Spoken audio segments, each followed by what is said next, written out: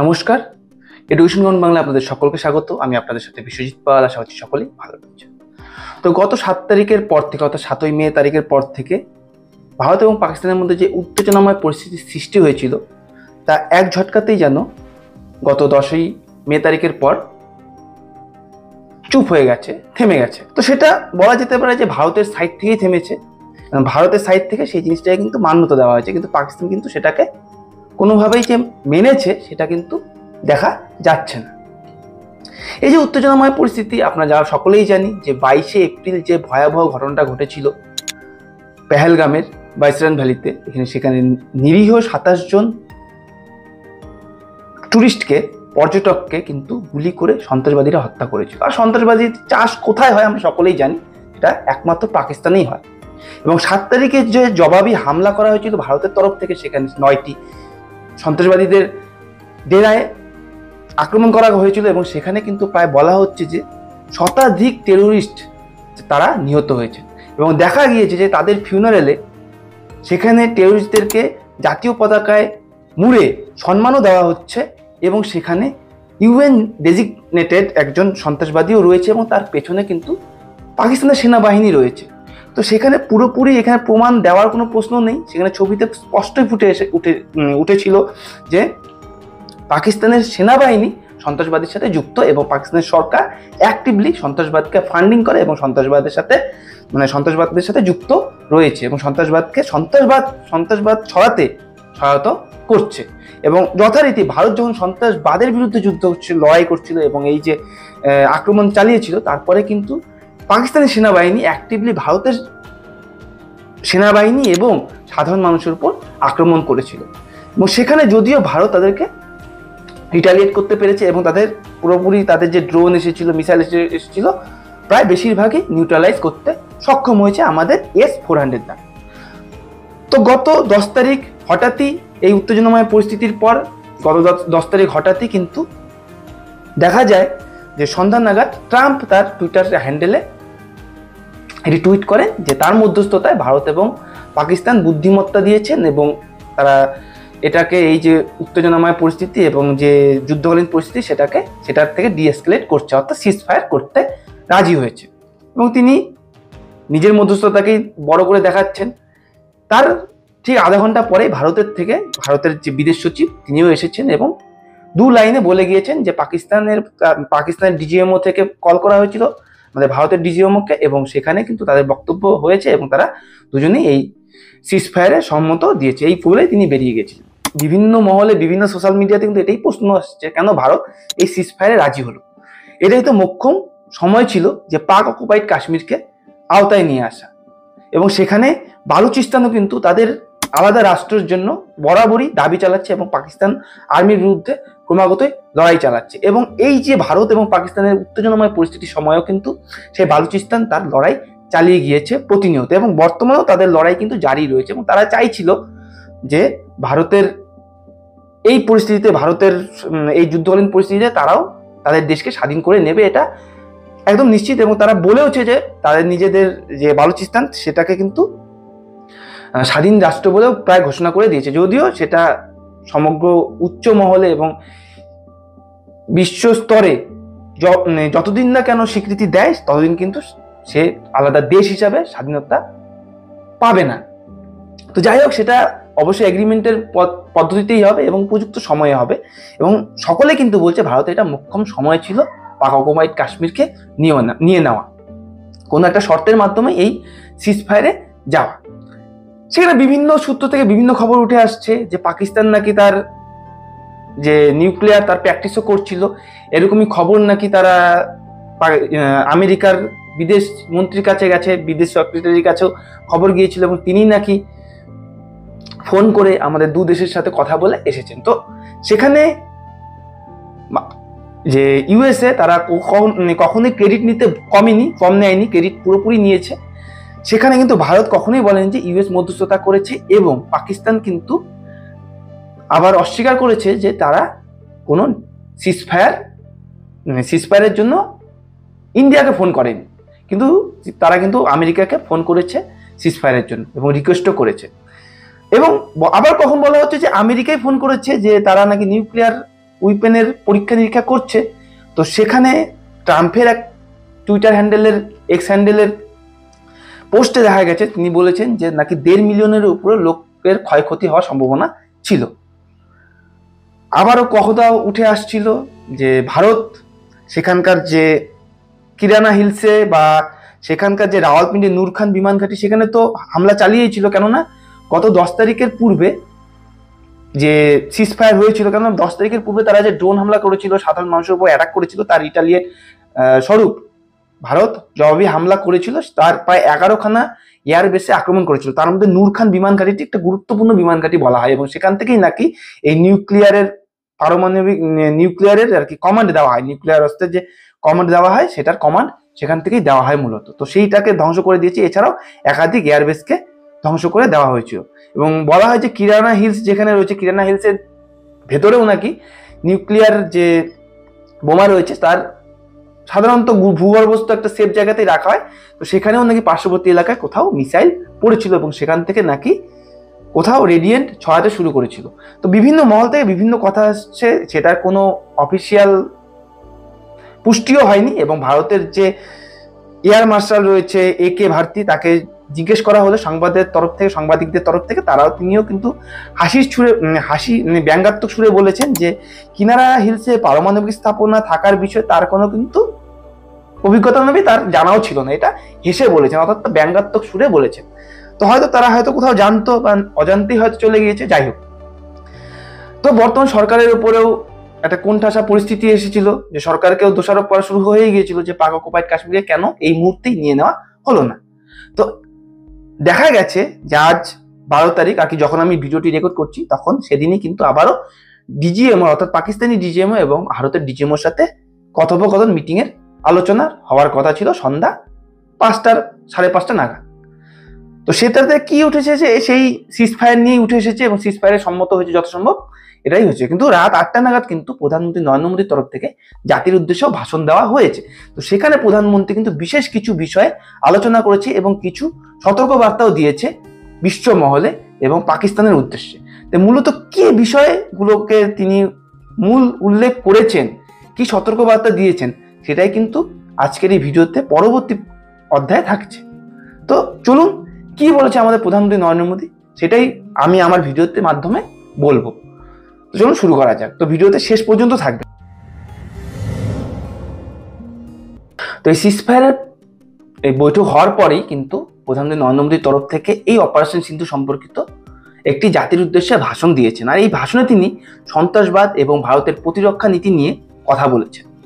প্রধানমন্ত্রী এই সাম্প্রতিক ভাষণে তার মূল বিষয়বস্তু ছিল অপারেশন সিন্ধু, এবং সেই বিষয়ে তিনি বলেছেন সেটা যে পূর্বেই বললাম। তো দেশবাসীর উদ্দেশ্যে বার্তায় প্রধানমন্ত্রী জাতির শক্তি, ধৈর্য এবং বীরত্বের প্রশংসা করেছেন। তিনি সশস্ত্র বাহিনী, গোয়েন্দা সংস্থা এবং বিজ্ঞানীদের প্রতি শ্রদ্ধাও জানিয়েছেন। অপারেশন সিঁদুরের সাফল্য তিনি অপারেশন সিঁদুরের উদ্দেশ্য পূরণে ভারতীয় সৈন্যদের সাহস ও বীরত্বের কথা উল্লেখ করেছেন। আর এই অপারেশনকে দেশের প্রতিটি মা, বোন এবং মেয়ের সাহসিকতার প্রতি উৎসর্গ করেছেন। পেহেলগাঁওতে 22 এপ্রিল সন্ত্রাসী হামলার তীব্র নিন্দা জানিয়েছেন তিনি, এবং যেখানে নিরপরাধ বেসামরিক নাগরিকদের নির্মমভাবে হত্যা হয়েছিল, এটিকে সন্ত্রাসবাদের নৃশংস রূপ এবং দেশের সামাজিক সম্প্রীতি নষ্ট করার ভিন্ন প্রচেষ্টা বলে তিনি কিন্তু বর্ণনা করেছেন। তিনি আরও বলেছেন যে এই সন্ত্রাসী হামলার পর সারা দেশ, প্রতিটি নাগরিক, প্রতিটি সম্প্রদায়, প্রতিটি রাজনৈতিক দল সন্ত্রাসবাদের বিরুদ্ধে কঠোর পদক্ষেপের দাবিতে ঐক্যবদ্ধভাবে দাঁড়িয়েছে। এই অপারেশন সিন্ধুকে ভারতের নতুন সন্ত্রাস বিরোধী নীতি হিসাবে বর্ণনা করেছেন তিনি, এবং তিনি স্পষ্ট করে বলেছেন যে যদি ভারতের সন্ত্রাসী হামলা হয় তাহলে তার যোগ্য জবাব দেওয়া হবে। ভারত তার শর্তে এবং তার নিজস্ব পদ্ধতিতে এর মোকাবিলাও করবে। সন্ত্রাসবাদের মূল যেখানেই থাকুক না কেন সেখানেই কঠোর ব্যবস্থা নেওয়া হবে। ভারত কোনো ধরনের পারমাণবিক ব্ল্যাকমেলকেই সহ্য করবে না। এমনকি যদি সন্ত্রাসবাদী আস্তানাগুলো পারমাণবিক হুমকি আড়ালে লুকিয়ে থাকে, ভারত সুনির্দিষ্টভাবে এবং নির্ণায়কভাবে সেগুলোতেই আঘাত করবে। সন্ত্রাসবাদকে আশ্রয়দাতা সরকার এবং সন্ত্রাসবাদীদের মধ্যে কোনো পার্থক্য কিন্তু করা হবে না। তিনি এর মাধ্যমে কিন্তু সতর্কতা দিয়েছেন পাকিস্তানকে, এবং তিনি পাকিস্তানের ভূমিকা সম্বন্ধে বলেছেন যে তিনি পাকিস্তানের যে অপারেশন সিন্ধু চলাকালীন সময়ে তাদের কার্যকলাপের মাধ্যমে সন্ত্রাসবাদের প্রতি যে সমর্থন রয়েছে তা বিশ্ববাসীর সামনে উন্মোচিত হয়েছে বলেই উল্লেখ করেছেন। পাকিস্তান সেনাবাহিনীর ঊর্ধ্বতন কর্মকর্তারা নিহত সন্ত্রাসবাদীদের শেষকৃত্যে অংশ নিয়েছেন, যা রাষ্ট্রীয় মদতপুষ্ট সন্ত্রাসবাদীদের শক্তিশালী প্রমাণ। তবে তিনি ভারতের শক্তি এবং প্রস্তুতি নিয়েও কিন্তু প্রশংসা করেছেন এবং ভারত যুদ্ধক্ষেত্রে পাকিস্তানকে বারবার পরাজিত করেছে এবং অপারেশন সিঁদুর একটি নতুন মাত্রা যোগ করেছে। মরুভূমি এবং পাহাড়ি অঞ্চলে ভারত তার সক্ষমতা প্রদর্শন করেছে এবং নতুন যুগের যুদ্ধবিদ্যায়ও নিজেদের শ্রেষ্ঠত্ব প্রমাণ করেছে। আর এই অপারেশনের সময় মেড ইন ইন্ডিয়া অস্ত্রের কার্যকারিতাও প্রমাণিত হয়েছে, অর্থাৎ ব্রাহ্মসকে ব্যবহার করা হয়েছে। গত যে 10 তারিখে যে সেখানকার যে এয়ারবেসগুলোকে ধ্বংস করা হয়েছিল, সেখানে কিন্তু ব্রাহ্মস অর্থাৎ ভারতের তৈরি ব্রাহ্মসকে ইউজ করা হয়েছে। তিনি আরো বলেছেন যে এই যে বুদ্ধ পূর্ণিমার প্রসঙ্গকে উল্লেখ করে বর্তমানে তিনি যিনি ভাষণ দিয়েছেন বুদ্ধ পূর্ণিমার দিন দিয়েছিলেন এবং তিনি বলেছেন যে ভগবান বুদ্ধ শান্তির পথ দেখিয়েছেন, কিন্তু শান্তির পথও শক্তির মধ্য দিয়েই যায়। মানবতার শান্তি ও সমৃদ্ধির জন্য এবং প্রতিটি ভারতীয়ের শান্তিতে বসবাস এবং উন্নত ভারত গড়ার স্বপ্ন পূরণের জন্যই ভারতের শক্তিশালী হওয়া অত্যন্ত জরুরি এবং প্রয়োজন হলে সেই শক্তি ব্যবহার করাও গুরুত্বপূর্ণ। এবং তিনি পাকিস্তানের জন্য কড়া বার্তা দিয়েছেন। তিনি বলেছেন যে পাকিস্তান সেনাবাহিনী এবং সরকার যেভাবে সন্ত্রাসবাদকে লালন করছে, একদিন তা পাকিস্তানকে ধ্বংস করে দেবে এবং পাকিস্তানের যদি টিকে থাকতে হয় তবে তাদের সন্ত্রাসবাদী পরিকাঠামো ভেঙে ফেলতে হবে। শান্তির আর কোনো পথই নেই। ভারতের অবস্থান একেবারে স্পষ্ট। সন্ত্রাস এবং আলোচনা একসাথে চলতে পারে না, সন্ত্রাস এবং বাণিজ্য একসাথে চলতে পারে না, জল এবং রক্ত একসাথে কিন্তু প্রবাহিত হতে পারে না। এটা কিন্তু নরেন্দ্র মোদী স্পষ্ট বলেছেন তার ভাষণে।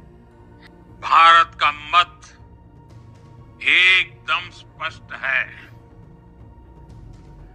टेरर और टॉक एक साथ नहीं हो सकते। टेरर और ट्रेड एक साथ नहीं चल सकते और पानी और खून भी एक साथ नहीं बह सकता। তিনি জানিয়েছেন যে ভারতের অভিযান সাময়িকভাবে স্থগিত রাখা হয়েছে বর্তমানে এবং ভবিষ্যৎ নির্ভর করবে পাকিস্তানের আচরণের উপর। পাকিস্তান এবং পাক অধিকৃত কাশ্মীরে ভারতের কর্মকাণ্ডের উপর নজর রাখা হচ্ছে। তো তিনি কড়া বার্তা দিয়েছেন, টেরর আর ট্রেড একসাথে নয়, একসাথে টেরর একসাথে টক কখনোই চলবে না, একসাথে জল এবং একসাথে রক্ত কখনোই বইবে না।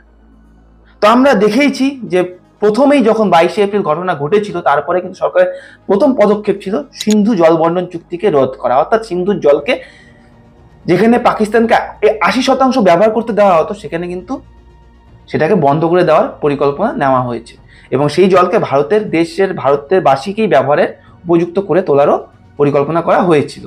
এবং সেখানেই বোঝা যাচ্ছে যে নরেন্দ্র মোদী বলেছেন যে সাময়িক যে সিজফায়ারকে অ্যাকসেপ্ট করেছে ভারত, সেটা কিন্তু সাময়িক কালের জন্য। এর পরবর্তী সময়ে, এটা পূর্বেও বলেছে যে এর পরবর্তী সময়ে যদি কখনো এরকম সন্ত্রাসবাদী হামলা হয়, সেটা কিন্তু অ্যাক্ট অফ ওয়ার ধরা হবে। এবং প্রধানমন্ত্রী তার বক্তব্য এটাই বোঝাতে চেয়েছেন যে যদি পরবর্তীতে আবারও এই সন্ত্রাসবাদমূলক কার্যকলাপ হয় এবং সেখানে কিন্তু ভারত উপযুক্ত জবাব দেবে, ভারত চুপ করে বসে থাকবে না। এবং বর্তমান সময়ে দাঁড়িয়েও যে পাকিস্তানের সাথে ট্রেড হবে না, এটাও পরিষ্কারভাবেই বুঝিয়ে দিয়েছেন। তো এটাও বলেছেন এবং বিশ্ব সংস্থাকেও কিন্তু তিনি সজাগ করে দিয়েছেন যে এই বিষয়ে, ভারত এবং পাকিস্তানের বিষয়ে কথা বলতে গেলে সেখানে সবার প্রথমে টেরোরিজম এবং পাক অকুপাইড কাশ্মীরকে নিয়েই কথা হবে কথা বলতে আসলে। मैं आज विश्व समुदाय को भी कहूंगा, हमारी घोषित नीति रही है, अगर पाकिस्तान से बात होगी तो टेररिज्म पर ही होगी। अगर पाकिस्तान से बात होगी तो पाक ऑक्युपाइड कश्मीर पीओके उस पर ही होगी। আর পরমাণু বোম নিয়েও যে ব্ল্যাকমেইলিং, এটাও চলবে না বর্তমান ভারতের সামনে। তো এই ছিল প্রধানমন্ত্রী নরেন্দ্র মোদীর বক্তব্য। তো তিনি কিন্তু কড়া বার্তা দিয়েছেন, কিন্তু দেখা যাক এই বার্তা কতটা পরবর্তী সময় কার্যকরী হয়। কেননা এখনো কিন্তু যারা সেই সন্ত্রাসবাদী হামলা চালিয়েছিল, সেই যে মূল 6 জন, তাদেরকে কি ধরে হত্যা করা হয়েছে, তাদেরকে কি উচিত শাস্তি দেওয়া হয়েছে, এটাও কিন্তু প্রশ্ন রয়েছে। তাদেরকে কিন্তু উচিত শাস্তি দেওয়ার প্রয়োজন রয়েছে, তারা যেন হাতছাড়া না হয়ে যায়, এটাও কিন্তু একটা বড় সিদ্ধান্ত রয়েছে। এবং পাকিস্তানের বিরুদ্ধে ভারত সবসময় সজাগ থাকবে, এটাই আশা করছি। এবং এই বিষয়টিকে নিয়ে এখনই রাজনীতির স্তরে নেমে যাওয়া, এটাও কিন্তু কোনো যুক্তিসঙ্গত, যদি ভাবে সরকার যে এটা নিয়ে পরবর্তী ইলেকশনে লড়বে, সেটা তো রাজনৈতিকভাবে তারা সেটা ফায়দা নেওয়ার চেষ্টাই করবে, কিন্তু আমি মনে করব যে সেটা কোনোভাবেই সেই সরকারের উচিত নয়। কেননা বর্তমান সময়ে একটা সেন্সিটিভ বিষয়। তো পাকিস্তান এমনই একটা দেশ যাকে বিশ্বাস করা যায় না, সে কখনো যে কোনো সময় এটা করতে পারে। সে মায়া কান্না, কুমিরের কান্না কাটবে তার যে মালিক পক্ষ। কেননা আমেরিকাকে বিশ্বাস করা যায় না, আমেরিকা শুধুই সুযোগের অপেক্ষা। তিনি ব্যবসায়িক এবং তিনি যে IMF এর মাধ্যমে পাকিস্তানকে লোন পাইয়ে দিয়েছে, এবং সেখানে কোথাও তো তিনি সে দেশ পাকিস্তানকেও ইনডাইরেক্টলি সাপোর্ট করে গেল, তার সন্ত্রাসবাদকেও ইনডাইরেক্টলি সাপোর্ট করে গেল, যেখানে প্রথমে বলেছিল যে তিনি সন্ত্রাসবাদের বিরুদ্ধে রয়েছে। তো ভারতের বিদেশ নীতিকে আরো স্ট্রং করতে হবে, এবং শুধুমাত্র নিউট্রালাইজ থেকে কোনো লাভ হবে না, এটাই আমার মনে হয়। কেননা যেখানে পাকিস্তানের পাশে চীন ডাইরেক্টলি সাপোর্ট করছে, এবং আমেরিকাও কোথাও যেন IMF এর মাধ্যমে এই সময় উত্তেজনাময় পরিস্থিতির সময় ফান্ডিং করে কোথাও বুঝিয়ে দিয়েছে সেই জিনিসটা। এবং ভারতকেও এরপরে কিন্তু কোনো নিউট্রালাইজ হওয়া যাবে না, যেটা এর পূর্বে ইসরায়েল, গাজা এবং ইউক্রেন, রাশিয়ার ক্ষেত্রে দেখা গেছে। যদিও রাশিয়ার ক্ষেত্রে ভারতের যে জনসাধারণের ক্ষেত্রে কিন্তু পুরোপুরি সমর্থন রাশিয়ার দিকেই ছিল, কিন্তু ভারত কিন্তু সেরকম কোনো দেখায়নি এবং নিউট্রালাইজ থাকার চেষ্টা করছে। এবং সেই সময় তারা ইউক্রেনেও গিয়েছিল, ইউক্রেনে জেলেনস্কির সাথেও কিন্তু তিনি গলা মিলিয়েছিলেন এবং দু এক কথা বলে এসেছিলেন। তো এখানে ভারতের প্রধানমন্ত্রী, ভারতের বিদেশ মন্ত্রীকে ডিসাইড করতে হবে যে তারা কোন পক্ষ নেবে, এবং নির্দিষ্ট একটা পক্ষ নিয়েই লড়তে হবে, আমার মনে হয় সেটা। অবশ্যই তাদের উচ্চ স্তরের চিন্তাধারা রয়েছে, এবং তারা কি করবে, কোনটা ভালো হবে সেটা তারা ভালো বুঝবে, এবং সেটা অবশ্যই দেশের স্বার্থে করবে। এবং পরবর্তী সময়ে দেশবাসী যেন এর পরবর্তী সময়ে তারা যদি আবারও এরকমই সন্ত্রাসবাদী হামলা করে, ড্রোন হামলা করতে থাকে, তাহলে ভারতে কিন্তু উচিত চুপ করে না থেকে তার উপযুক্ত জবাব দেওয়া। যেখানে ভারতের প্রধানমন্ত্রী বলেছেন যে পরমাণু হামলার ব্ল্যাকমেইল করে তারা পার পাবে না। তো কি হয়েছে, প্রধানমন্ত্রী যে প্রেসিডেন্ট ট্রাম্পই বা এই সুযোগ নিল এই সময় এসে, তার ভেতরের পরিষ্কার তথ্য কিন্তু আসেনি। তবে সেটা কিন্তু বিভিন্ন তাদের টুইটার হ্যান্ডেলে পোস্টের মাধ্যমেই সবাই অ্যাজিউম করতে চাচ্ছে যে কি হয়েছে। ঠিক আছে, তো এই ছিল বিষয়।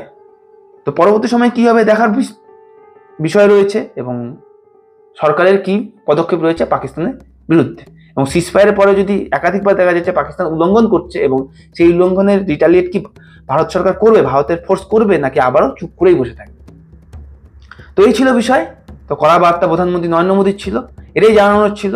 তো অবশ্যই আপনাদের যদি তথ্যপূর্ণ মনে হয়, ভিডিওটি ভালো লাগে এবং ইনফরমেটিভ মনে হয়, আপনাদের বন্ধুদের সাথে শেয়ার করবেন এবং লাইক বটনে লাইক করে দেবেন। এবং আপনারা এখনো যারা সাবস্ক্রাইব করেননি, অবশ্যই সাবস্ক্রাইব করে দেবেন। এটা পুরোপুরি ফ্রি। সাবস্ক্রাইব করে দিয়ে পাশে তার বেল আইকনে অল নোটিফিকেশনে ক্লিক করে দিন, যাতে এই ধরনের ইনফরমেটিভ ভিডিও নোটিফিকেশন আপনারা সবার আগে পেয়ে যান। তো চলুন, আপনাদের মতামত কমেন্ট সেকশনে রেখে যান। পরবর্তী ভিডিওতে দেখা যাচ্ছে। সবাই সুস্থ থাকবেন, ভালো থাকবেন, দেশের স্বার্থে থাকবেন, দেশের সঙ্গে থাকবেন। জয় হিন্দ, জয় ভারত।